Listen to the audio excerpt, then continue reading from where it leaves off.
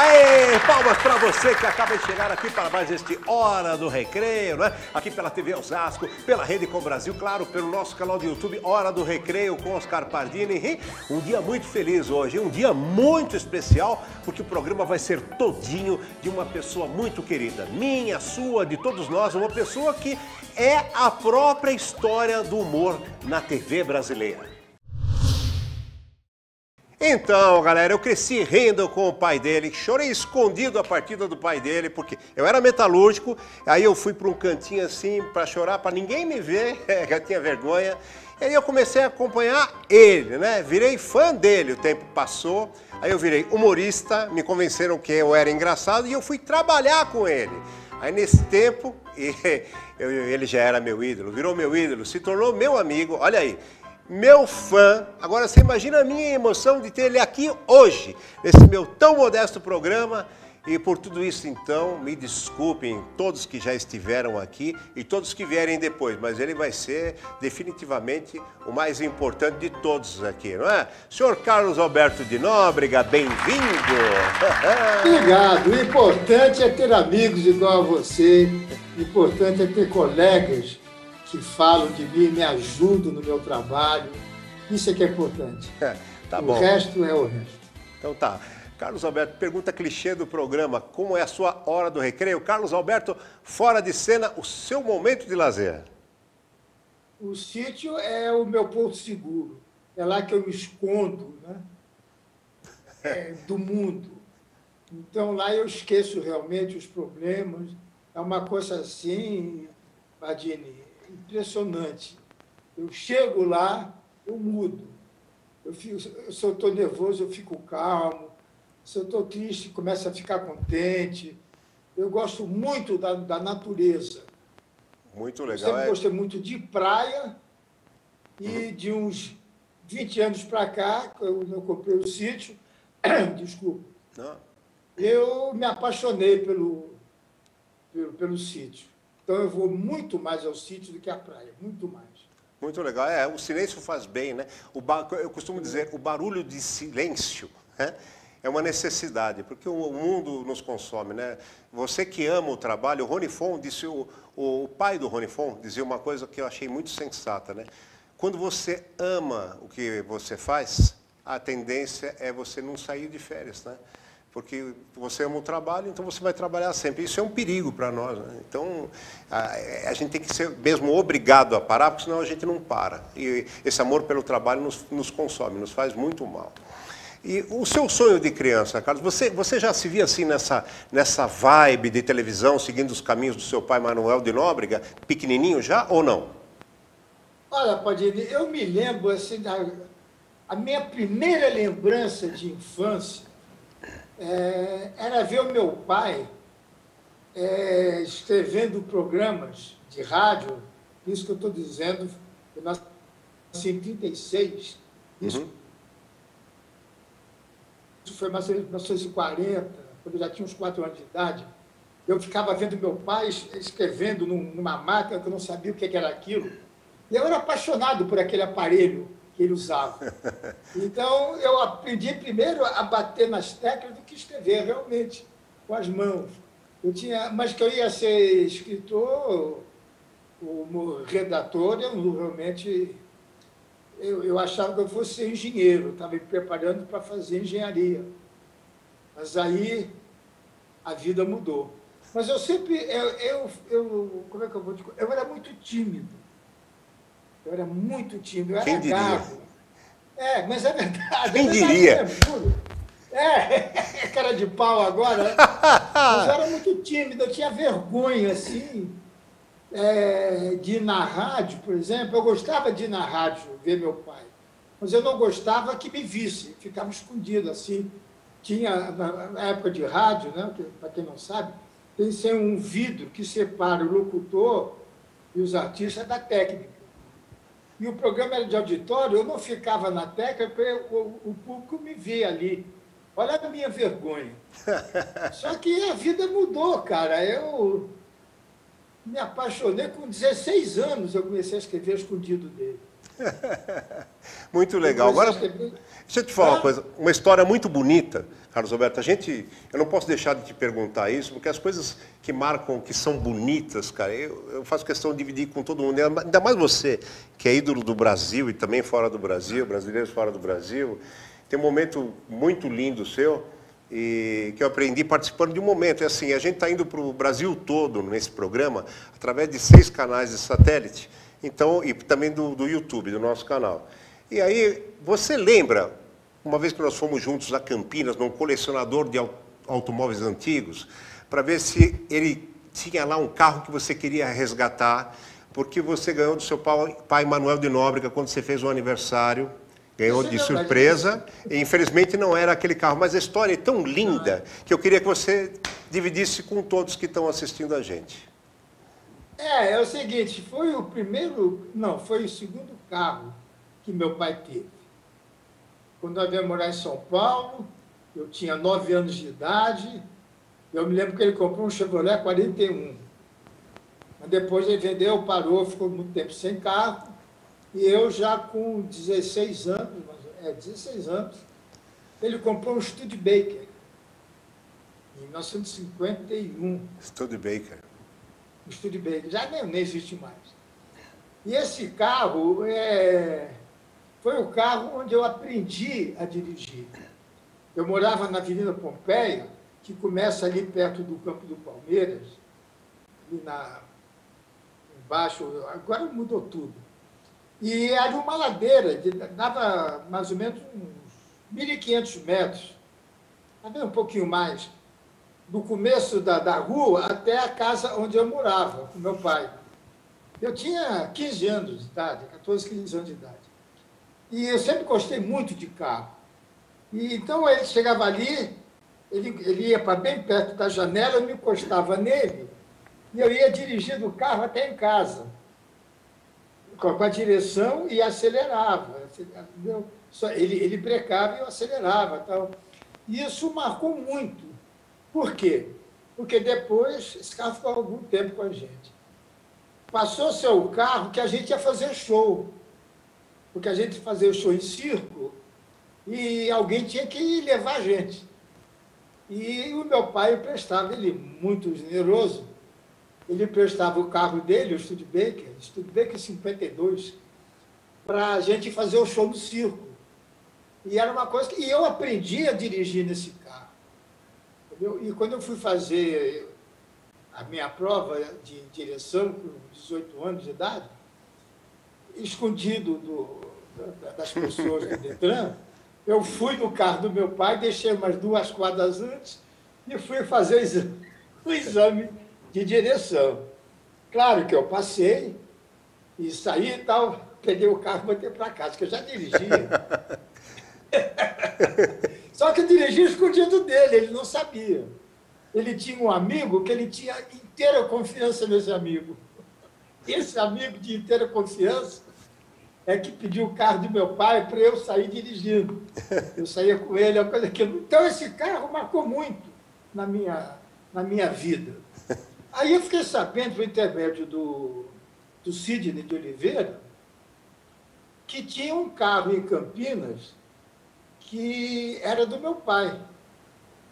Ele me mostrou a foto, eu disse, não é o carro do meu pai. Porque tinha 3 tipos de Studebaker. Um era o Champion, outro era o Commander, outro era o Range, não sei lá o quê. E o do meu pai era o Commander. E aquela fotografia que eu via era de um Studebaker que não era não era um Commander. Mas eu fui até Campinas e eu vi o carro e disse, não, realmente esse carro não é o carro. E o Beto, com muita vontade, né, deu, talvez de decepção, né, pelo seu carro. Não, pai, tem certeza? Pensa bem. Eu falei, Beto, você acha que eu vou me esquecer do primeiro carro que eu tive? Porque aquele carro acabou, estava no nome do meu pai, mas era eu quem usava. Vocês sabem, meu pai era muito, muito, assim, querido por mim, né? Ele tinha loucura por mim. Eu por ele, até hoje. Até hoje eu tenho ainda uma grande saudade dele e da minha mãe. Porque E ele, então, era ele que usava. Eu ia fazer faculdade em Santos, eu ia no carro. Ele pegava um táxi, ia para a rádio, eu ia até Santos fazer as minhas provas e voltava correndo para fazer o programa de rádio. Então, marcou muito. Muito legal. Infelizmente, não era. Era um outro carro. Muito legal. Agora, uma outra história muito marcante foi como o seu pai teve a ideia da Praça da Alegria, que depois se tornou a Praça é Nossa, né? Porque é legal como de uma coisa tão simples sai uma coisa tão consagrada. Foi de uma janela de hotel, não foi, Carlos? Foi. Ele tinha tirado férias e ele ia para Buenos Aires. E o Vitor Costa, que era o dono da Rádio Nacional, ele queria que meu pai fizesse um programa de televisão. Ele tinha comprado também a TV Paulista, que hoje é TV Globo. E meu pai disse, olha, Vitor, eu vou sair agora de férias, depois do Natal, e só volto na primeira semana de fevereiro. Deixa eu voltar, que eu te trago uma ideia. Eu vou pensar, e a gente... Não, eu preciso de agora, para o fim do ano, que já está vendido. Então, o que aconteceu? O meu pai deixou 4 programas. Olha o nome do programa. UFE no ar, UFE no lar, que é União Fabril Exportadora. Imagina se isso é nome de programa de humor. E não era uma praça, era um barzão assim, e cada um de nós fez aquilo que a gente faz, que eu faço no banco, era o centro dos comediantes que entravam e faziam. Então a Hebe fez um, eu fiz um outro, tinha o quê? 21 anos. Eu fiz, e teve mais alguém que fez, que eu não me lembro, eu me lembro bem da Hebe. E foi um fracasso total. Foi horrível. Quando meu pai chegou, o Vitor foi falar com ele, mas não, ô Nobre, que coisa horrível. Eu já fiz isso, mas eu tenho uma ideia. Qual é a ideia? Eu estava na janela do hotel e via que tinha uma banca de jornal e tinha um camarada que ficava muito tempo na banca conversando com o jornaleiro e parece que ele conhecia todo mundo do bairro, que as pessoas paravam para comprar jornal, conversavam com ele. Aí surgiu a ideia. Como naquela época era tudo começo, né? Não dava para fazer um cenário de uma praça. Então era um telão desenhado atrás com umas árvores, né? E tinha um poste e 2 bancos usados, eram 2 bancos. Nunca foi usado. E meu pai ficava sentado, as pessoas entravam e saíam. E foi o ovo de Colombo, né? Porque o segredo do programa é o cenário. É. Porque onde existe uma praça, no passado, no presente e no futuro, sempre haverá alguém passando por ela. Sempre houve praça. Verdade. Desde que o mundo é mundo, não é verdade? E então entrou Manuel de Nóbrega, entrei eu, um dia, pode entrar daqui a 20, 30 anos, alguém pode resolver sentar num banco de praça e vai fazer, porque a ideia, o segredo é a simplicidade. Como meu pai dizia, já que eu não posso fazer um caviar, eu vou oferecer um feijão com arroz bem feito. E você trabalhou anos comigo, você sabe o quanto eu exijo de perfeição, de cuidados naquele banquinho, naquele cenário. Você sabe que eu sou bem rígido, né? Mas sem nunca ser mal educado. Muito legal. Aliás, para falar em rigidez, eu acho o seguinte, Carlos Alberto, disciplinar um elenco, sabe, pô, não é fácil. É muita gente para controlar, olha, horário, tempo em cena, limites, tudo ao mesmo tempo, e saber exigir com coleguismo, quer dizer, sem colidir. E você faz isso com maestria. O seu pai, Manuel de Nóbrega, ele era assim como você, ou naquela época ele tinha mais que pegar no cangote da galera mesmo? Não, ele era tranquilo. Ele era muito nervoso, e meu pai era bem centralizado. Ele era, mas no programa, porque ele tinha assim uma força muito grande, ele era um líder, né? Meu pai era uma pessoa que era muito respeitada. E então, não me lembro, a Praça da Alegria durou 14 anos com ele. Eu nunca vi uma vez ter uma alteração de voz, alguém faltar o respeito, chegar atrasado. Não me lembro. Quando eu vim fazer a Praça é Nossa, eu tive alguns problemas. Por quê? Porque só tinha cobra. Aí é duro. E é gente que já tinha começado até antes de mim. Não é? Então, eu tinha uma certa dificuldade em dirigir e chamar a atenção de um Walter Dávila, de um Golias, de um, entendeu? Pô, técnico novo num time de craque, né? Só tinha craque. Então, os próprios craques, por serem craques, não davam trabalho. Aí eu aprendi uma coisa. Eu fiz análise durante 10 anos e meio. Oxe. 10 anos e meio. E eu aprendi uma coisa que me ajudou muito. No dia que você dizer assim, quem manda aqui sou eu, é porque você sabe que você não manda. Então, por que eu não gritava, eu não fazia palavrão? Porque eu sabia que quem mandava era eu mesmo. Eu não dava satisfação, porque o Silvio me deu essa autoridade. Você trabalhou comigo, você sabe. Claro, Nunca verdade. ninguém deu palpite. Eu escalo, eu contrato quem eu quero, sai quem eu acho que tem que sair, sem consultar ninguém. Então, o que acontece? Eu aprendi a usar a minha força. Eu vou citar um exemplo, porque é uma das pessoas que eu mais adoro, que eu amo, é o Popertone. E você sabe o quanto o Popertone é teimoso. Eu sei. Ele é a própria teimosia. É. E eu amo. Ele tem um valor extraordinário. E eu adoro, ele sabe disso, adoro ele. Só que ele é teimoso. Ele fazia o Capítulo Tebes e queria cantar em castelhano, daquele jeito. Eu falei, pô, Petra, não cante que isso não tem graça. Não, porque você não faz. Chegava na hora, ele gravava. Não vou brigar com a pessoa que eu adoro.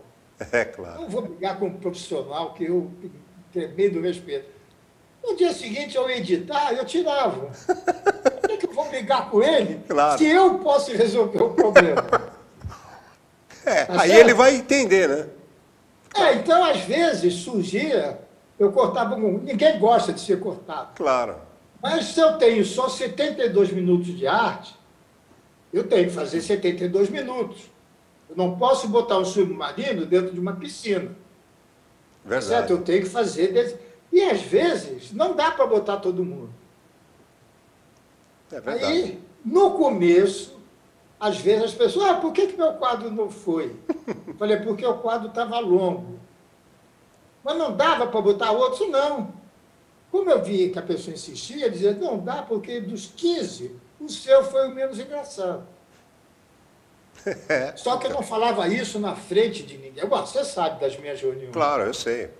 Você participou de inúmeras. Essa semana aconteceu isso. Porque o artista é muito desconcentrado, né? Ele é muito oba-oba. Então, com esse negócio de pandemia, quando nós voltamos, parecia que estava voltando para um Réveillon, para uma festa de um Globo de Ouro. Né? Porra, e não é nada disso, porra. Claro. 1,5 metro de distância, tem um protocolo. E as pessoas começaram não é relaxar, porque bateu uma tristeza em todo mundo. Bateu. Mas bateu. Antes disso, deixa eu contar coisas do passado. Quando eu sentia que a coisa estava degringolando um pouco, eu chamava todo mundo, levava lá, né, para o meu camarim, e conversava com eles. Eu conversava com eles. Eu procurava mostrar, com uma maneira educada, que é preciso que eles me deem motivo para eu defendê-los. Porque na hora que eles passam a não entrar no programa por má qualidade, por chegar atrasado, por não decorar, eu corto. Mas lá em cima, a diretoria assiste. Sim, Então, claro. eles sabem quem trabalha, quem não trabalha. Eles não me dizem nada. Nunca. Em 34 anos, nunca, nunca, nunca. Ninguém foi tomar satisfação comigo porque fiz isso. Então, o conversar da maneira que eu fazia, convencia. Porque eu falava, gente, vocês têm que entender, principalmente essa garotada. Verdade. Principalmente essa garotada. Gente, vocês têm que entender, isso eu falei agora semana passada. Eu estou com 85 anos. Eu tive Covid. Eu já tomei as 2 vacinas, mas eu estou mal, porque eu estou há 14 meses sem trabalhar. Eu entrei numa deprê danada lá no sítio, tá? Eu chorava toda hora, desesperado para voltar. Então eu falei, se vocês não chegarem decorados, eu perco a minha segurança. Verdade. Então vocês estão prejudicando aquele que brigou por vocês voltarem. Porque pela emissora é muito mais barato botar reprise. Tá? Porque estava dando resultado, estava dando audiência também. Então eu lutei para voltar. Então eu quero que vocês me ajudem a ajudá-los. Nesse tom de voz. Ontem eu gravei um programa, depois dessa conversa, todo mundo decorado, todo mundo na hora certa, ninguém ensaiou com papel na mão. Então, não precisa gritar. Você não precisa dizer que eu sou o chefe. Então você não é, né? E eles entendem isso. Mas agora, fala. Eu posso dizer uma coisa? Isso daí ratifica o pensamento que eu tenho, que respeito não se impõe, se conquista. Não é? É isso, claro. É isso aí. Entendeu? Quer dizer, Ninguém é nomeado líder. É lógico. Você se faz líder. Né? Claro. As pessoas te respeitam porque elas têm que reconhecer que você merece o respeito. Mas a turma é muito boa, Não, Nós estamos apanhando um pouco, tem gente nova. E eles tremem, né? Não, claro. Aquele banco pesa, né? Pesa muito, né, bicho? Ali é camisa de seleção. O outro, muito mais. O outro, aquele que ficar todo mundo junto de mim, nossa... Deixa eu perguntar para você uma coisa. E o Carlos Alberto Gourmet, existe? Você curte pilotar um forno ou fogão ou mais a Renata? Não. Eu gosto de fazer churrasco. Lá no sítio, praticamente todo sábado, quando eu estou lá, eu faço um churrasquinho, eu faço um frango muito bem feitinho. E gosto de uma carninha. Mas isso só quando tem mais gente comigo. Quando estou só eu e a Renata, não. Aí não faço. Tá. Aliás, eu quero contar uma coisa para vocês que estão assistindo aí. Presta atenção nisso aqui. Da mesma maneira que a praça entra na casa de vocês, tão festiva quanto ela entra na casa do chefão aí, do Carlos Alberto aí. Entendeu? Esse cara faz festas, ele convida o elenco todo, ele paga tudo. O problema é que quando você vai embora, você não quer ir embora. Porque parece que você está na sua casa. Só falta ele botar as camas lá em cima para o elenco todo dormir. Carlos Alberto, aí eu pergunto para você, isso também acontecia quando você trabalhava na Globo, na Record, na Tupi, na TV Rio? Não, né? Não. Era bem diferente. Por exemplo, na Record, na época da Família Trapo, a gente acabava a gravação na segunda-feira e ia todo mundo, eram 6, né? Nós íamos jantar. E quem escolhia, geralmente, era o Zeloni. Por ser um italiano, né? Ele sabia onde... Então, a gente ia muito lá no Máximo, que já não existe mais.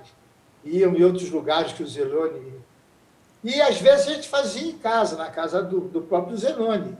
Ele gostava de fazer comida. Mas era só Golias, a Renata Fronze, o Jô Soares, o Ricardo Coutinho e a... Minha cabeça está ruim, rapaz.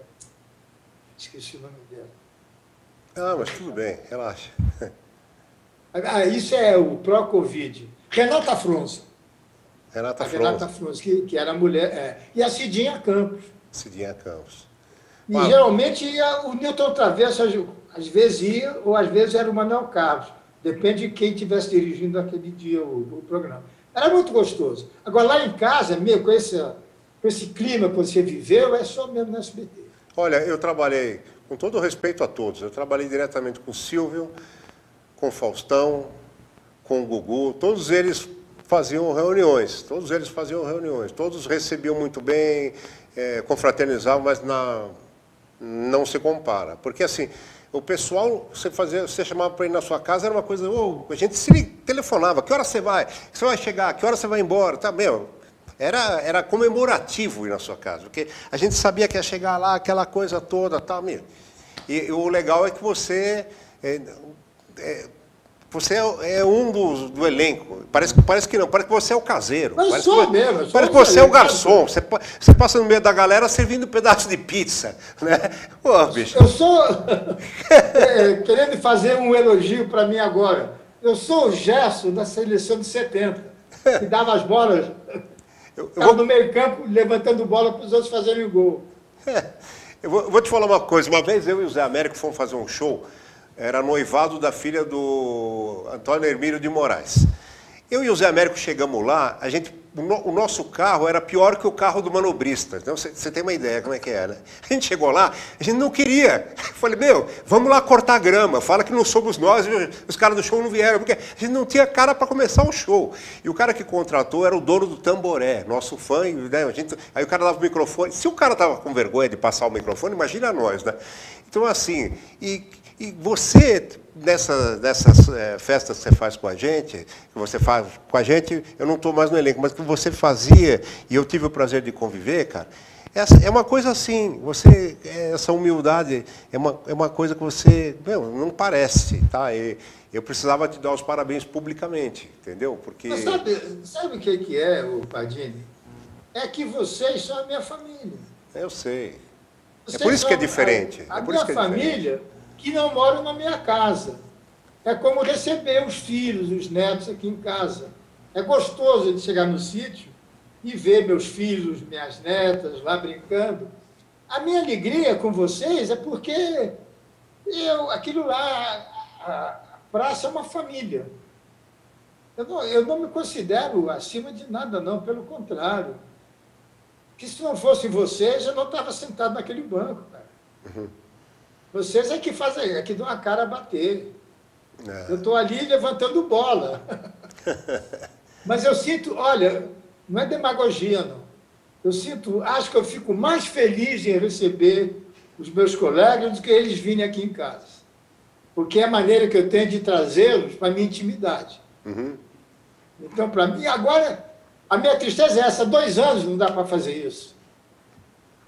Quanto tempo eu não faço isso? Fica tranquilo que a hora que der também vai ter. Vai voltar. Vai ter gente no telhado, viu? Vai ter gente. Papai Noel vai chegar ao final do ano, não vai ter espaço para entrar na chaminé, tá bom? Carlos Alberto, a gente nós vamos fazer um intervalozinho aqui, mas a gente já volta com o Carlos Alberto, tá bom? Que o certo seria conversar com ele 1 ano, mas não dá, né? A gente só tem um programa.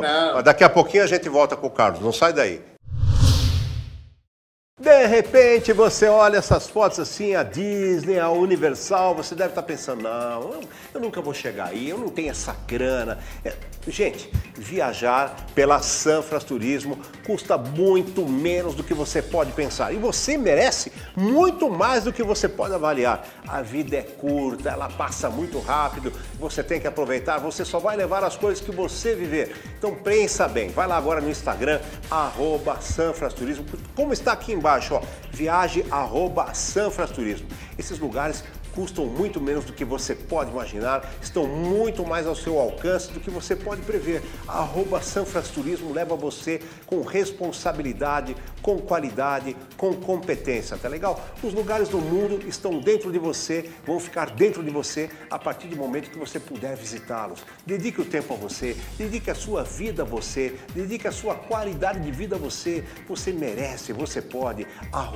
@sanfrasturismo. Pois é, bom, se você chegou agora no programa, infelizmente você deu azar, que perdeu já um papo delicioso com meu amigo Carlos Alberto de Nóbrega, mas você pode ir lá no canal do YouTube, Hora do Recreio com Oscar Pardini, e depois você pega, tá? Que agora eu vou conversar mais um pouquinho aqui com o meu mestre, né, Carlos Alberto. Você teve o privilégio de trabalhar bastante tempo com os Trapalhões. Aliás, eles também tiveram esse privilégio que você esteve lá. Você escreveu atuou, mas você também dirigiu, né? Então eu te pergunto, tinha alguém lá que era mais dócil ou mais difícil, ou eram todos de boa lá, Carlos Alberto? Não, não, eram todos de boa. É. É lógico que o Renato era o cabeça, mas nunca houve nenhum tipo de problema. O que acontecia é que, às vezes, ele escolhia os melhores quadros para ele. Isso realmente ele fazia. Mas os colegas não sabiam disso. Ele ligava para mim, falava, Carlinhos, olha aquela piada aqui, assim, tira do Mussum e dá para mim, sei o quê. Entendeu? Tinha isso, realmente, não vou te mentir. Tinha isso. O que é quase que natural, porque ele era o cabeça. Ele era o foco. Só né? que ele não era esse bicho papão que algumas pessoas publicaram, não é não. O que acontecia, ô Padinho, é o seguinte, quando ele saiu da Tupi e foi para a Globo, ele só quis levar a mim. Ele só levou, mas o Carlos Alberto vai comigo, que é ele que escreve o programa. Entendeu? Então, e os outros depois. Tanto é que eu e ele assinamos contrato em setembro e só em janeiro que os outros 3 foram contratados. E nos filmes, quem botava o dinheiro era o Renato. O dinheiro era dele, ele é que patrocinava o filme. É lógico que a parte do Leão era dele. É claro, né? Entendeu? Então, ele tinha juízo. Ele guardava dinheiro. Os outros não guardavam. O Mussum tinha uma casa na mesma ilha que o Boni tem, lá em Angra. Ele tinha 3 lanchas. Não lanchas grandes, mas eram 3 barcos. Né? O Dedé tinha pagar pensão para meio mundo. Aí é complicado. Né? Então, cara, o dinheiro não aceita desaforo. Não. O Renato ficou rico, muito, muito rico. Os outros, enquanto trabalharam, tinham uma situação muito boa, mas, infelizmente, aqueles 2 morreram e acabaram os Trapalhões. Né? Uma pena. Uma pena. O Mussum era aquele bonachão. Era o mais engraçado de todos. Mas e assim de temperamento, era aquilo mesmo? Porque... Ele era aquilo, o Mussum não era artista. O Mussum não era, ele era na televisão. É igual o Golias, é igual a mim. Eu não sou ator, eu não sou apresentador. Mas por isso, é isso que marca. Mas é isso que marca, eu acho. É isso que marca. Aquele cara que está no banco sou eu, é o Carlos Alberto, que está aqui agora em casa conversando, com dificuldade de saber o que é Zoom e o que é Skype. Mas nem eu não sei, É o Carlos Alberto, cara. O Mussum era aquilo, o Mussum era o Mé. Ele ia comer aquelas comidas lá, a gente chamava na casa das moscas, comia aquelas feijoadas ao meio-dia, um calor desgraçado, e depois ia gravar. Ele era muito... E o Maurinho também, o Zacarias, era uma pessoa muito boa. O Dedé está aí até hoje. Na minha opinião, o Dedé foi injustiçado. Porque quem tinha que dirigir os Trapalhões era o Dedé Santana, sem dúvida alguma. Porque o Dedé sabe tudo do Renato, eles formavam dupla, entendeu? Mas você sabe que a Globo tinha aquelas coisas. Eu nunca fui o diretor, só eu diretor. Eu era co-diretor. Entendi. Eu ficava lá de stand-by. Agora, os Trapalhões, ele começou na Tupi do Rio. Tá. Era no sábado à tarde. Ele fez o primeiro programa, sábado de tarde. Quando acabou o programa, ele me ligou, dizendo que ele me falou que ele ia estrear. Entendi. Ele falou, Carlinhos, eu não tenho texto, eu preciso de gente que você pode escrever para mim. E eu não tinha contrato, eu estava no Silvio, mas eu não tinha contrato de exclusividade. No Silvio eu ganhava cachê. Eu não era contratado do Estúdio Silvio Santos, do TVSS. Entendi. Não era, eu era cachê. E eu comecei, desde o segundo programa, a escrever para os Trapalhões. durante 11 anos.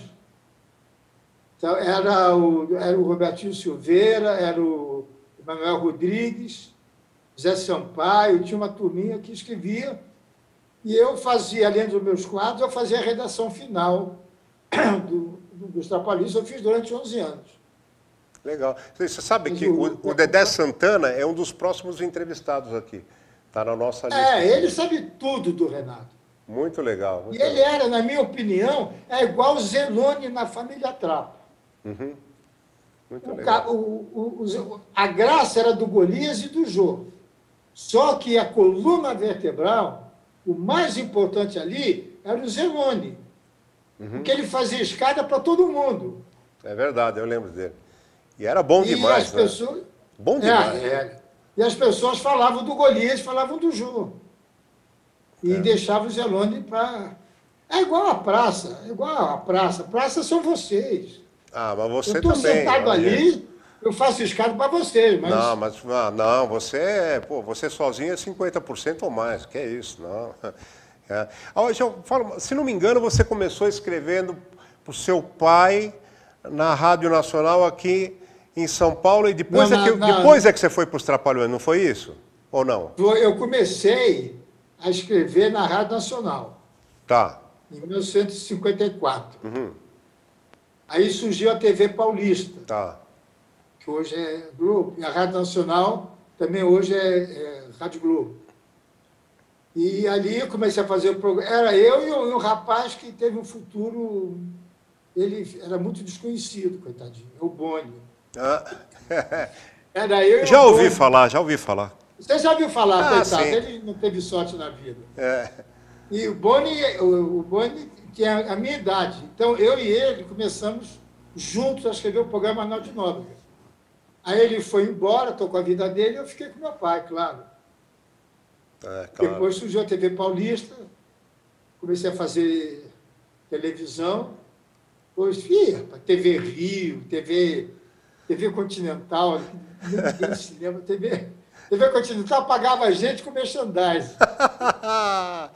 Nunca tinha dinheiro, pagava com... Era escambo, de avião, né? Geladeira. Carlos Alberto, a gente curte muito, tá vendo? Eu estou adorando esse papo, porque o intuito aqui das entrevistas é ser diferente, é mostrar para o público que atrás dos artistas, dos jogadores, dos escritores, tem gente como eles, que tem emoções, tem preocupações, tem recordações. Esse é o intuito aqui desse nosso papo. E olha como a gente curte recordar as coisas do nosso meio, né? E você até escreveu um livro sobre isso, que era... Eu ia falar isso agora. Coisas que só acontecem comigo. Você podia lembrar alguma delas aí para nós? Não, isso é outro livro. Esse já tem. Então... Eu já fiz essas coisas. Esse já tem, não é? Então, mas alguma coisa que só aconteceu com você, que você possa falar para nós, é engraçada, você lembra? Olha, tem uma coisa muito engraçada, mas não foi comigo. Tá. Eu não fui, graças a Deus, eu não fui protagonista. Tá. É a história de um grande amigo meu, já falecido. Ele era muito mulherengo, ele era casado. E ele dizia para a mulher que ele ia pescar. Ele sempre tomava um jeito de pescar. E se mandava, ficava sábado e domingo fora.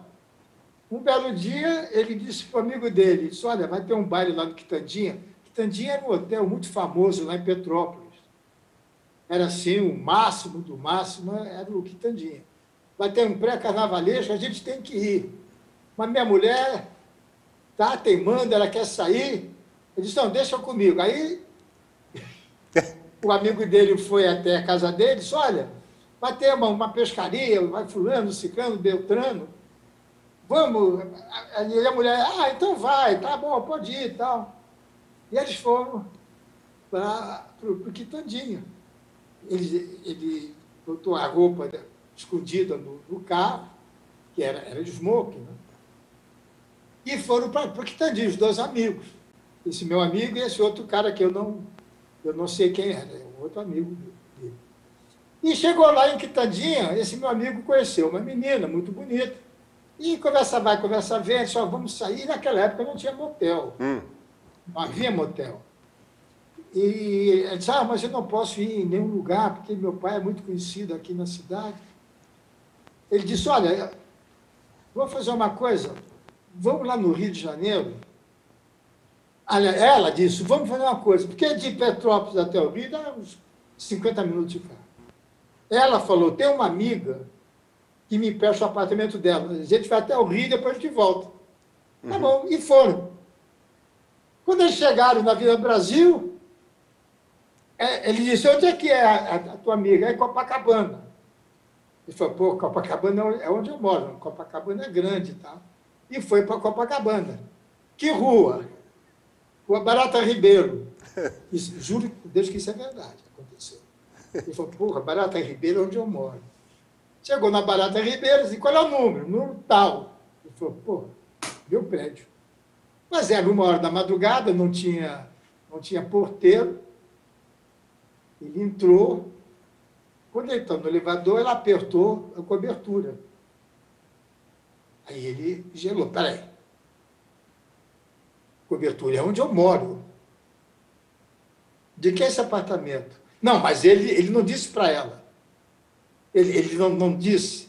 Mas peraí, que é esse apartamento de cobertura?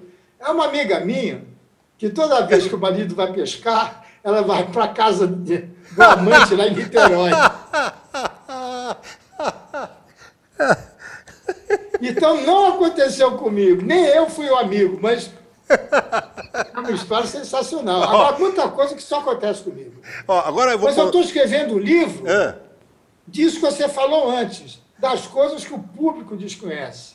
Tá. Como é que é o interior de uma televisão, as decepções, a disputa, entendeu? A ciumeira, as Muito coisas legal. boas. Como é que começou a praça, começou a Família Trapo, Trapalhões. Muito legal isso.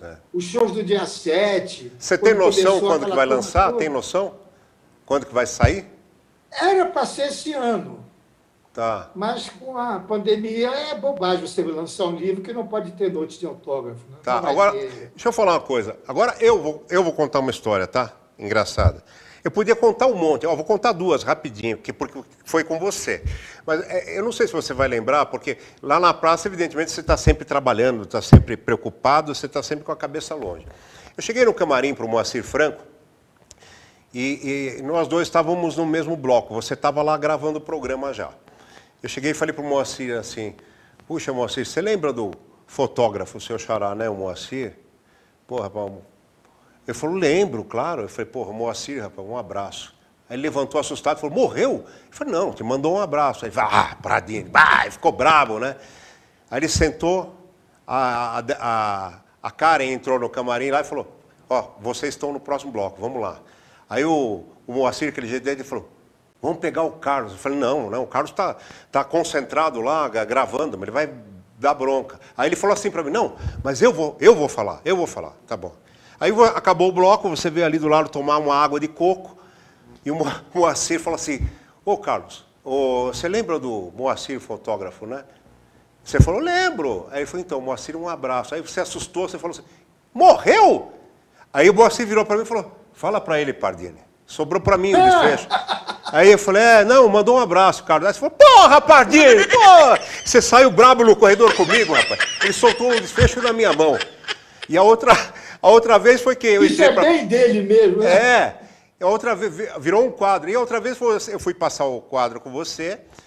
Eu não sei se você lembra, você estava no telefone e tinha quebrado a roda da sua Mercedes. Era um dia chuvoso, no fim de semana. Você tinha metido o carro na poça d'água e não estava encontrando a roda do seu carro. Aí você desligou e falou, pô, quebrou a roda no meu carro, Pardinho. Você sabe, eu gosto de carro importado. E eu não acho a roda em lugar nenhum. Aí eu falei, pô, Carlos, quando você precisar de roda importada, BMW, Mercedes, o que você precisar, pô, fala comigo. Aí você falou, mas você arruma? Eu falei, não, mas pelo menos você distrai. Eu falei, vamos passar o peixe.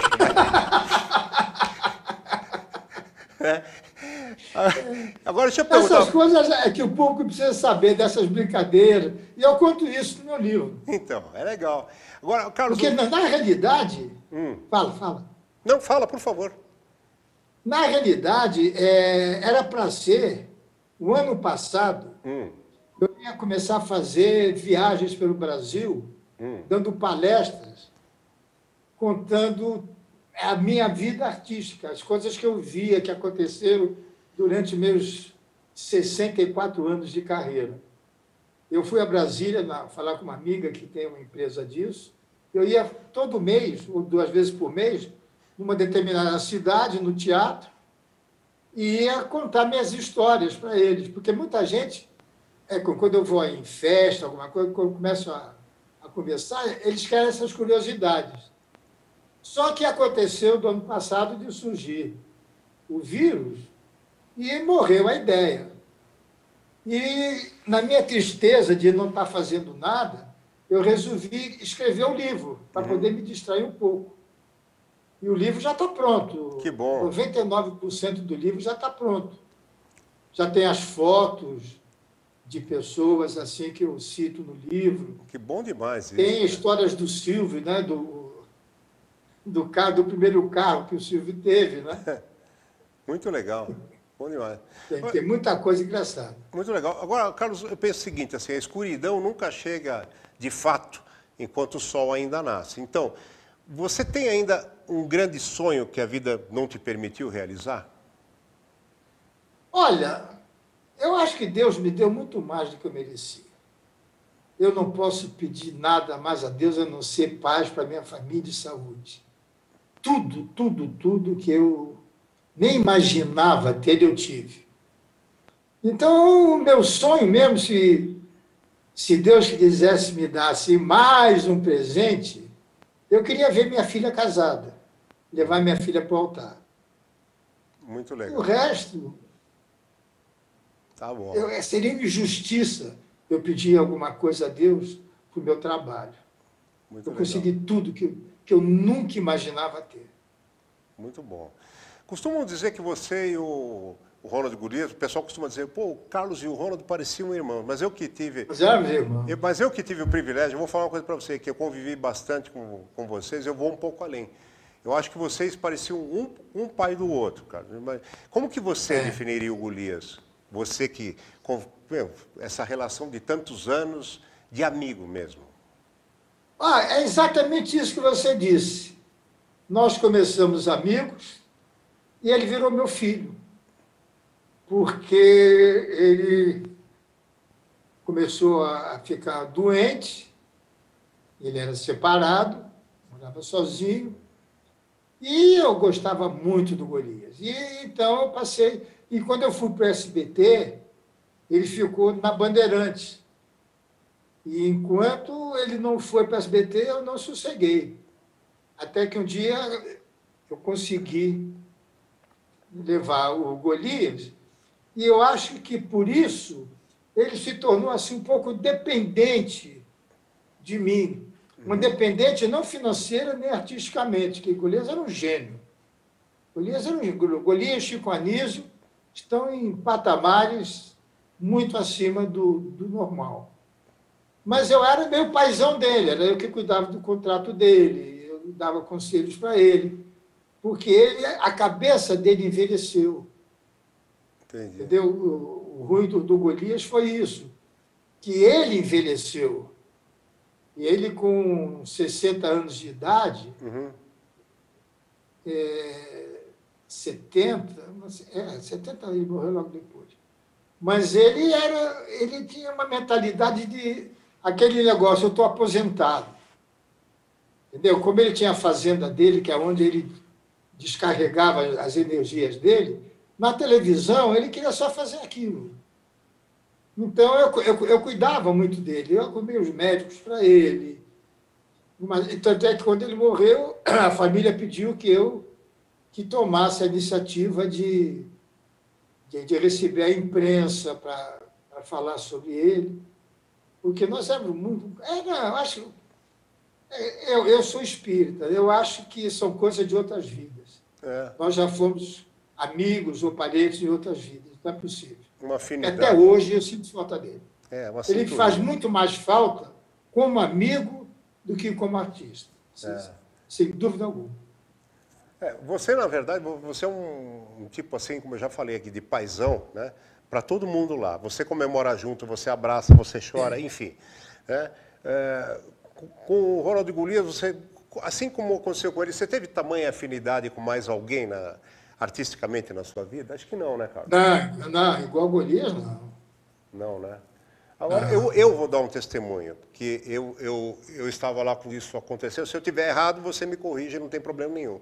Uma vez houve uma renovação de contrato do Golias, e seria um belo de um reajuste. E era uma época difícil para todo mundo, o pessoal estava pedindo reajuste, era a época do reajuste normal do SBT, ninguém teve. E o Golias chegou para você e falou, Carlos, eu quero que você faça o seguinte, eu não vou aceitar o reajuste. Eu queria que você dividisse pelo elenco. Se você não quiser dividir pelo elenco, você escolhe para quem você quiser dividir. Não foi? Foi. É incrível, foi. Né? Que nem Golias não teve. Não. Isso aí. Não é à toa. Quem viveu a época do Golias na TV, o Bronco, cara, na Família Trapo, o astronauta que ele fazia, do Bronco Dinossauro, as melhores épocas dele realmente é difícil de superar. Né? Como é difícil de superar a pena de ter acabado mais esse bloco, mas daqui a pouco eu volto com o Carlos Alberto. Não sai daí. Não, o próximo bloco é seu todo de novo. Nós vamos conversar muito ainda, Carlos. Não sai daí não, não sai daí não. Tá bom demais. Você pode ter o seu produto, a sua empresa, a sua marca, o seu serviço, indo para todo o Brasil aqui pela TV Osasco, pela Rede Com Brasil e também pelo nosso canal de YouTube. Como é que você faz? Você manda agora o WhatsApp para o número que está aparecendo aqui embaixo, 11 998 305 005. Ah, Pardini, é só isso? Sim, é só isso que você vai fazer, tá legal? E logo a gente se fala e logo você está aqui conosco. Olha, sabe, eu não sei como é que vocês definiriam o sentimento de pena, né? Não é aquilo que tem na galinha, é aquilo que eu estou sentindo, porque eu estou indo para o último bloco com o Carlos Alberto, entendeu? E, caramba, eu estou entendendo agora o que é o tempo passar rápido, viu, Carlos? É uma pena, porque a gente está conversando um tempão aqui e foi tão pouco, rapaz, tá? Tá uma delícia esse papo aqui. Tá gostoso. Não tá? Caramba, que gratidão, que honra, viu? Poder desfrutar desses teus momentos íntimos assim, conversar coisa tão boa com uma pessoa tão importante na vida de tanta gente, cara. Muito bom mesmo. Obrigado. Deixa eu te perguntar uma coisa. Quando você escreve, isso aqui é uma coisa engraçada. Será que você fica falando alto sozinho para pontuar os textos, para depois poder dirigir exatamente a inflexão do elenco? Eu estou te perguntando isso porque eu pareço um retardado. Por exemplo, se eu estou num ônibus, se eu estou num táxi, às vezes eu estou pensando, eu pego o celular, e aí eu fecho o olho e eu começo a falar sozinho. Quando eu estou fazendo um personagem, eu começo a fazer a voz. E aí uma vez eu estava escrevendo um texto para o seu programa, que era um professor louco alemão, que era o Dr. Lockenstein, né? E aí eu estava no meu escritorinho ali em casa, eu estava... Isso não pode acontecer. E eu falando assim, de repente eu olhei para trás, eu estava escutando o barulho da vassoura, a empregada passa fazendo negócio. De repente parou e eu olhei para trás, a empregada olhou assim, eu olhei para ela e fez assim. Ela achou que eu tinha recebido uma entidade, cara, que eu estava maluco. Você faz isso também, Carlos? E porque eu fico fazendo para pontuar o texto, para escolher as palavras, sabe? Você faz isso? Eu acho que isso todo redator faz isso. Porque é como se fossem os bonequinhos dentro da cabeça da gente, porque nós que escrevemos, a gente não sabe o que vai escrever. Não é? As coisas vão fluindo, vão saindo. E realmente, hoje eu escrevo muito pouco, eu faço a redação final, é o que eu estava fazendo agora antes de você me ligar. Mas eu mexo no programa, dou ideia de personagens, dou ideias para botar dentro do quadro, mas estou escrevendo muito pouco. Mas quando eu escrevia, era uma coisa gozada. Exatamente isso que você falou. Se o comediante falasse rápido, eu escrevia mais depressa. Com o livro, quando eu estou escrevendo o livro, eu vou reagindo em cima daquilo que eu estou escrevendo. Tanto é que nas horas tristes eu choro. Quando eu me lembro de certas coisas que aconteceram comigo e estou passando por livro, eu fico emocionado, eu choro. E dou risada também. às vezes eu paro e começo a pensar, porque nós que escrevemos temos esse privilégio, nós somos criativos, a gente pega... Uma vez tinha um comediante que ele tinha muita mania de botar caco. Caco, para quem não sabe, é aquilo que não está escrito no texto. E ele sempre falava mal dos textos. Sempre. Ele não sabia que quem fazia a redação final era eu. Então, quando ele falava do Valezinho, ou falava do Magalhães, ele estava falando de mim. Porque você sabe, qualquer texto teu, de qualquer um, passa por mim, para eu ler e eu fazer a redação final. Claro. E dentro daquele negócio que eu não preciso gritar, nem preciso brigar, eu peguei 2 folhas de papel em branco e dei para ele. Disse, olha, tem aqui 2 folhas em branco. Você tem 1 mês para escrever o seu quadro, mas não pode ter piada de almanaque. Não é piada. Nunca mais ele falou mal de texto. E uma coisa é você pegar a piada e colocar. O quadro do Paulinho Gogó, quando ele trabalhava comigo, era o Mateus. É piada. Tanto é que eles não ensaiam. Agora, pegar um texto do Bêbado, qualquer um deles, e fazer uma história engraçada é outra coisa. Esse é o redator. Para botar piada, qualquer um põe. Mas esse negócio aí que a gente faz mesmo. Gesticula, ri. Isso acontece, é a nossa mente, né? Não tem jeito, né? Porque a gente fica ali, a gente fica pensando, né? A gente fica, vai para um piloto automático, é uma sintonia, na verdade, né? Você entra em sintonia. Você sabe, o Pardini, eu e o Jô criamos uma maneira louca de trabalhar juntos. Ah, é? É, porque quando surgiu a família Trapo, o Newton Travesso veio, ele e o Tuta vieram falar comigo, porque o Jô fazia um quadro comigo na Praça da Alegria. Eu fazia uma dupla com o Jô na Praça da Alegria. E o Newton falou, você escreveria junto com o Jô um programa? Eu falei, pô, é claro. E surgiu a família Trapo. E a gente ia escrever, eu e ele. Começou a ter uma ciumeira de quem escrevia para quem. É sério. Por exemplo, o Golias. O Golias queria que só eu escrevesse a parte dele. Quando ele apareceu assim. O Zelone preferia mais o texto do Jô. Entendi. Tinha aquela coisinha. Então, o que eu e o Jô fizemos? Nós compramos 2 máquinas de escrever. Sabe aquelas máquinas? Sim. IBM, que tinha aquela bolinha. Sim, 3 esferas, chamava 3 esferas. Isso. Nós compramos 2 máquinas idênticas. Então, eu ia para a casa do Jô, na segunda-feira, na terça-feira, e a gente fazia sinopse do programa. A gente fazia uma história. E dividimos a história em pares. Por exemplo, número 1, Zelone está pensando em fazer isso, e papapá. 2, papapá. Aí a gente fazia, vamos dizer, 10 sequências. Entendeu? O Jô ficava com metade, olha, o Jô, eu quero 1, 4, 7 e o último. Ele ficava com os outros. Olha o que é sintonia. Olha o que é sintonia. Vamos supor que a primeira parte fosse minha. Tinha que terminar no final da página 4. Porque na página 5 começava a parte do Jô, na primeira linha. Imagine você ter que escrever uma situação que dure exatamente dentro de uma história, de princípio, meio e fim. Caramba. Porque a família Trapo era uma comédia. Sim, tinha que ter. Então eu começava a escrever, quando cheguei no finalzinho da página, eu já tinha que dar um jeito de da página seguinte, que era do Jô, ter a ver com o que eu estava escrevendo. Olha, é coisa de louco. Coisa de louco. Hoje eu não conseguiria fazer isso. Nossa, isso é super difícil, tem que ter um sincronismo, uma afinidade de pensamento e de estilo, né?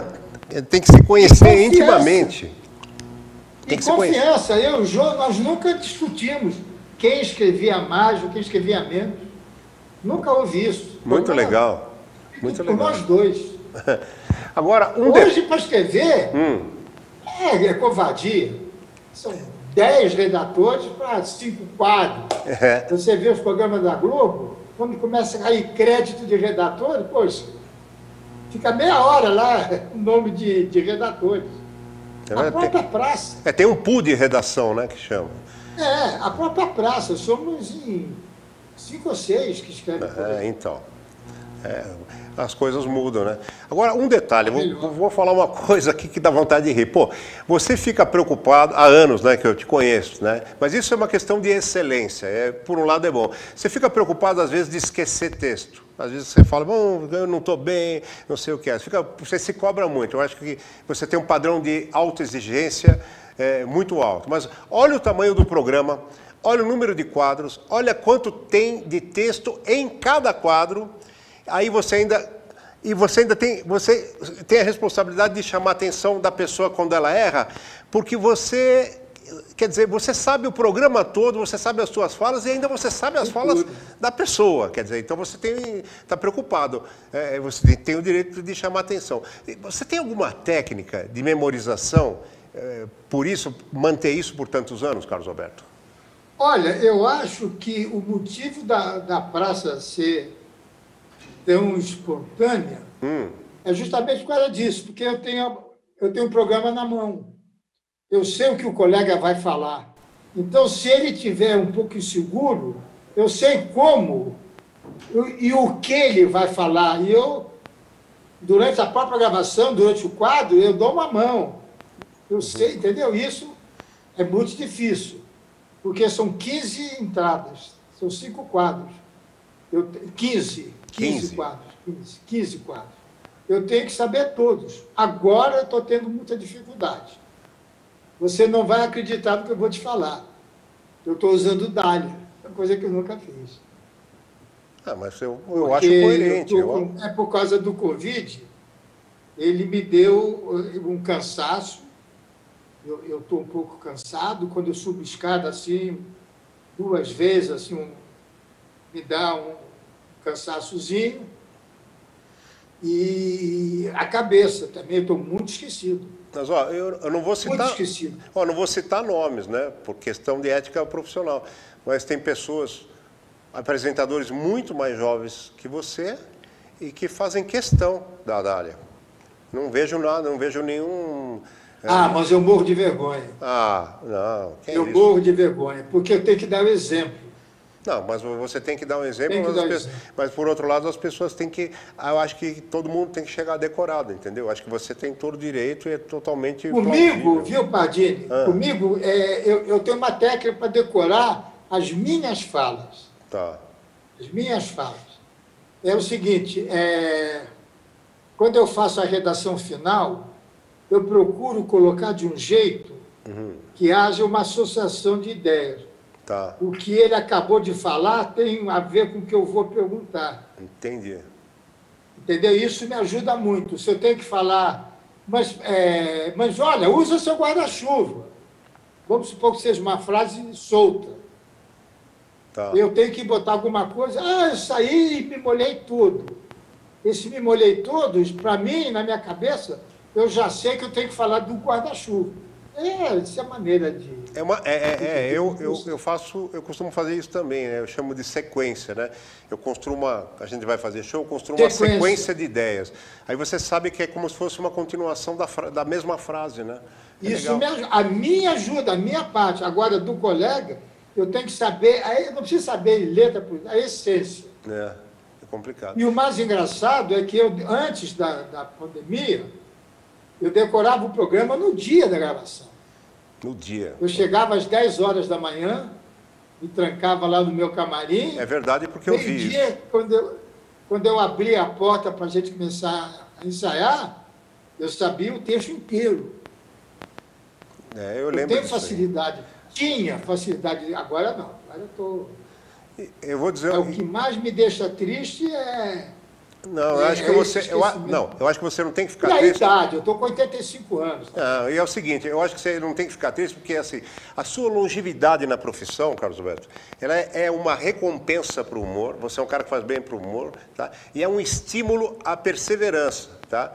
Agora eu te pergunto o contrário, já teve algum momento na sua carreira que fez você pensar algo do tipo, ah não, puta, depois dessa chega, eu parei, vou fazer outra coisa. Já teve algum momento que te fez pensar assim, não? Teve. Eu achei que minha carreira tinha acabado. Ah, é?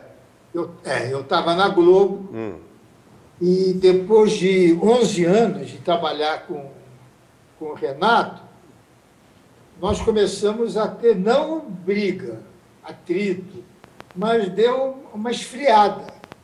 Eu já não era aquele cara que ele levou para a Globo, como condição dele ir. Entendendo? Ele já não era mais o que era. E eu fui falar com o Boni. Eu falei, Boni, eu quero sair dos Trapalhões, porque eu quero continuar amigo do Renato. Deixa eu ir para o programa do Jô, porque eu me dou muito bem com o Max Nunes, né? Com o Jô, com o Ville, que era o diretor. E o Boni disse, não, eu preciso de você nos Trapalhões. Aí surgiu a ideia de eu sair. Mas por que eu estou falando isso? Agora me fugiu, tá vendo? Não, imagina. Não, você está falando disso porque eu perguntei, você está falando disso porque eu perguntei se já tinha acontecido algum momento na sua carreira, na sua vida, de você... Ah, sim, exatamente. E então eu vi, antes de eu ser convidado para sair, eu vi que estava ruim os Trapalhões para mim, estava ruim. E eu morava no Rio com a minha família. Foi todo mundo para o Rio. Meus filhos estavam em faculdade no Rio. Aí eu juntei meus 4 filhos, juntei a minha ex-mulher e disse, olha, acho que minha carreira acabou, vocês fiquem aqui até acabar o contrato aqui do apartamento, eu vou voltar para São Paulo, ou eu vou para o escritório de advocacia de algum amigo, ficar 1 ano trabalhando com ele para voltar a poder advogar, ou eu vou para a publicidade, que eu trabalhei no Alcântara Machado, no Almap, durante 2 ou 3 anos, e fui muito feliz lá. Fiz uns bons trabalhos lá como publicitário. Eu voltaria para fazer publicidade, porque eu acho que televisão, para mim, acabou. Foi quando surgiu o Vanucci com a ideia de me trazer para Bandeirantes com ele, Augusto César Vanucci. Augusto César Vanucci. E a minha vida, que ia acabar... Recomeçou, né? Explodiu. Ninguém pode prever o futuro, não é? Não. Se o passado, às vezes, você te esquece, imagine querer saber o que vem no futuro. Não dá. Agora, Minha vida mudou, foi quando surgiu a praça. Tá. A praça surgiu de um momento que eu ia abandonar a televisão. Tá vendo? Imagina eu botar a gravata e ir para o fórum. Pô, verdade. Agora, e o contrário, Carlos Alberto, o que você acha que você nunca seria? Não daria para aquilo? Nunca seria? Não sei.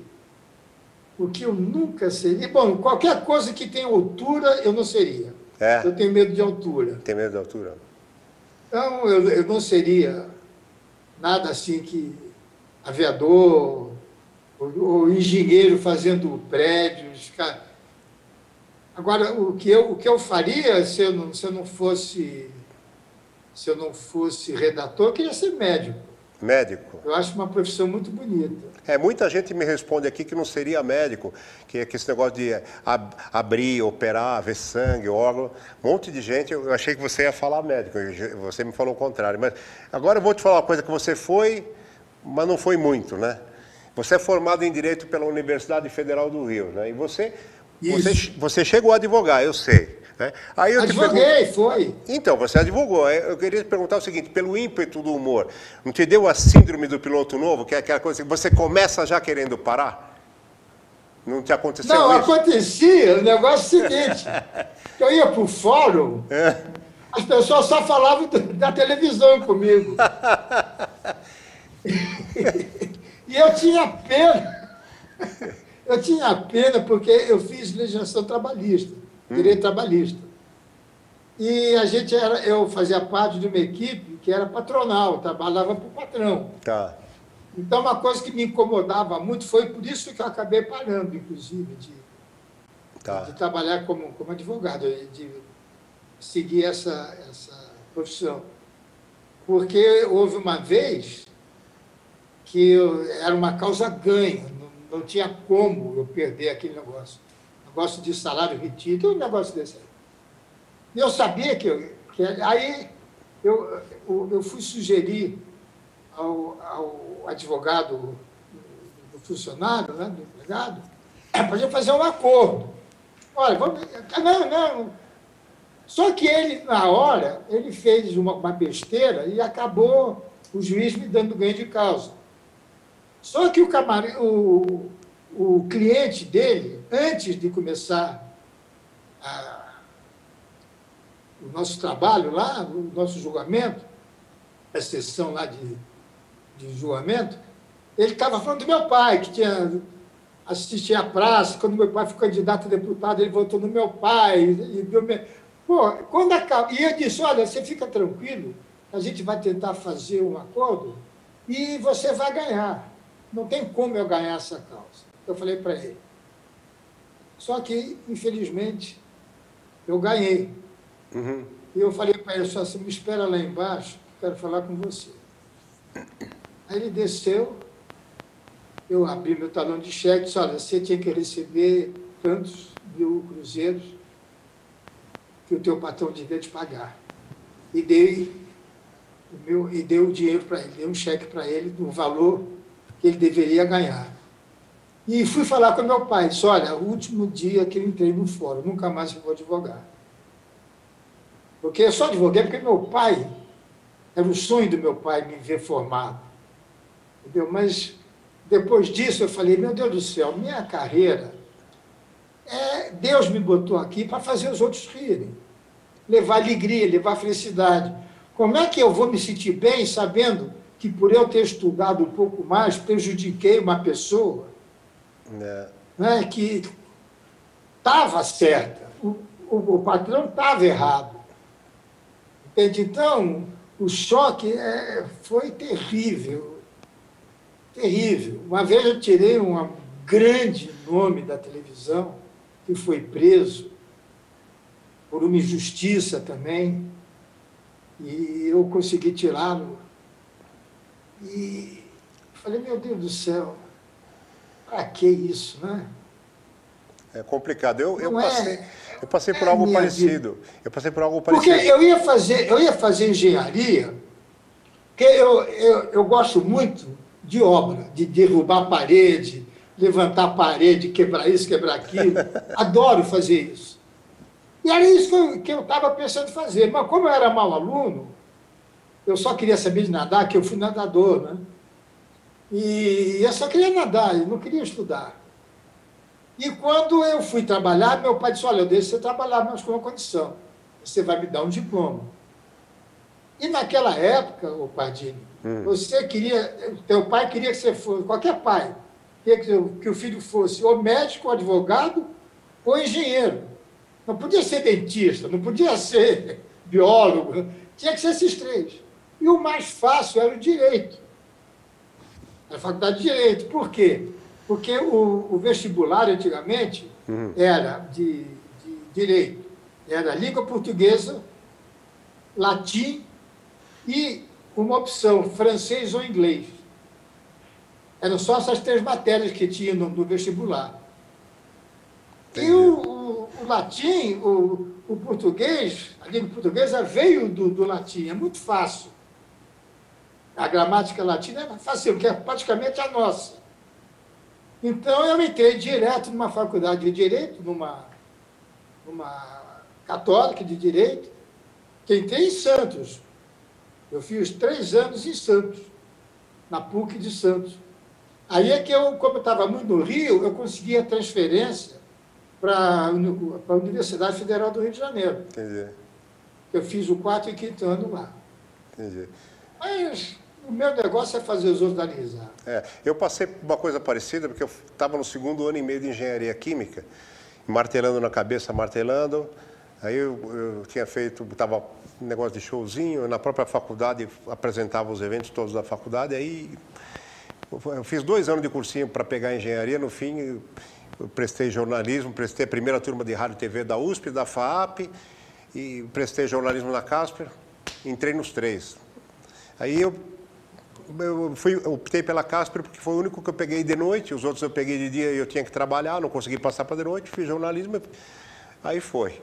Agora, deixa eu perguntar uma coisa para você. Não tem como deixar de falar do Silvio Santos, conversando com você, porque você é SBT, você tem uma história também de amizade íntima com ele, né? Mas o que eu queria reiterar, né, é que a carreira do Silvio, na verdade, antes de sair das câmeras, ela acabou saindo do coração do seu pai, né? Foi isso. Eu queria só que você contasse, assim, resumidamente, porque muita gente sabe, mas a parte que não sabe, infelizmente, é maior do que a parte que sabe. Que, na verdade, saiu do seu pai para o Silvio, não foi isso? A história toda? Foi, porque o Silvio, ele era do Rio de Janeiro. Ele era locutor da Rádio Continental do Rio de Janeiro, onde o meu tio, irmão do meu pai, ele era estudante de medicina, e para ganhar um dinheirinho, ele foi ser locutor de rádio. E eram 3 locutores que eram bem conhecidos. Um era o Silvio Santos, o outro era o Chico Anísio, que ele começou a carreira como locutor de rádio, e o meu tio. E o meu tio falava para o Silvio, olha, eu tenho um amigo, eu tenho um irmão lá em São Paulo, o cara é muito famoso, que se você um dia quiser trabalhar em rádio, eu te dou uma carta de apresentação. Tá? E até que o Silvio um dia falou, ô, Fernando, eu vou a São Paulo, aquele teu irmão, sabe que ele me atende? Aí o Fernando deu uma carta para o Silvio veio para São Paulo, só que o Silvio tinha... ele sabia do valor que ele tinha, e ele não quis falar com meu pai antes de falar com o diretor da rádio. Ele foi fazer um teste para locutor. E passou. No que ele passou, aí ele foi contratado e foi falar com meu pai. Olha, o seu irmão, não sei o quê. E foi, assim, um amor à primeira vista, né? Meu pai se encantou pelo Silvio e a recíproca foi verdadeira. O Silvio começou a fazer o programa de rádio dele, e daí virou uma grande amizade, eles cresceram juntos. E o programa de televisão, o primeiro programa de televisão que o Silvio teve na TV Paulista, era o horário que era do meu pai. Meu pai cedeu aquele horário para o Silvio. Entendi. O baú também o Silvio salvou. Quando se fala de baú, o valor é único e exclusivo do Silvio.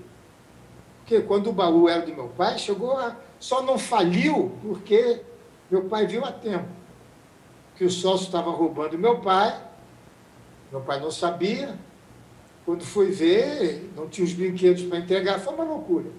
O meu pai pediu para o Silvio dar uma ajuda a ele, para resolver o problema. O Silvio resolveu os problemas, tocou aquilo para frente, e para aquilo crescer, tinha que comprar uma carta patente, para poder dar sorteio de casa, tá? E tinha que comprar uma cesta de Natal, uma coisa que não existe. Existe outro, claro que existe hoje. Mas antigamente você comprava por mês e no fim do ano você recebia uma cesta de Natal. Foi como surgiu o baú da felicidade. Era um baú que vinha com brinquedos. Aí o Silvio tocou aquilo e o mérito todo é do Silvio. Que o meu pai foi um péssimo comerciante. Só pedia dinheiro com as ideias dele. Incrível, história fantástica. Eu acho, Carlos, o seguinte, por tudo que você passou e você ainda está aí, né, nos dando tanta alegria, é porque realmente não tem dúvida, é sua missão. Então é porque nós todos precisávamos de você, entendeu? É porque você tinha que permanecer entre nós. Então, tomara que a gente ainda precise muito de você, para você continuar entre nós, porque você é uma daquelas pessoas que tinha que ser eterno, tá bom? Obrigado. Então, em meu nome aqui, em nome da TV Osasco, da Rede Com Brasil, que nos leva para o Brasil todo, do público, com certeza, dos internautas, ó, nosso muito obrigado por esse momento que com certeza vai ser eterno, tá bom? Obrigado de coração, pelo lado de dentro, pelo lado de fora, e sinta-se abraçado, beijado por todo mundo aí, em nosso nome, tá bom? Um dia a gente vai lá e você vai falar. Tá Tião! Nhonhô! Deixa comigo. Muito obrigado, Pardini. Você é um cara maravilhoso. Obrigado. Um grande abraço. Foi um prazer enorme bater esse papo com você. Enorme, enorme. Pô, e pra mim também, cara, isso aqui é história, tá bom? Não vou... Tá bom, querido. Isso aqui eu vou guardar num cofre de ouro. Fica com Deus. Agradeço Tchau, a Renata aí tchau. por mim. E assim, chegamos ao final deste programa inteiramente dedicado ao gênio do humor Carlos Alberto de Nóbrega, merecidamente, né? Aliás, a partir deste programa, em homenagem ao Carlos Alberto, todos os demais Hora do Recreio serão integralmente dedicados apenas aos nossos convidados. Começando por Boris Casoy, esse ícone do jornalismo, no nosso próximo programa, sábado, 8 da noite, Hora do Recreio, através da TV Osasco, da Rede Com Brasil, claro, e do nosso canal de YouTube, Hora do Recreio com Oscar Pardini. Portanto, não percam, hein? A gente se vê lá. Até lá!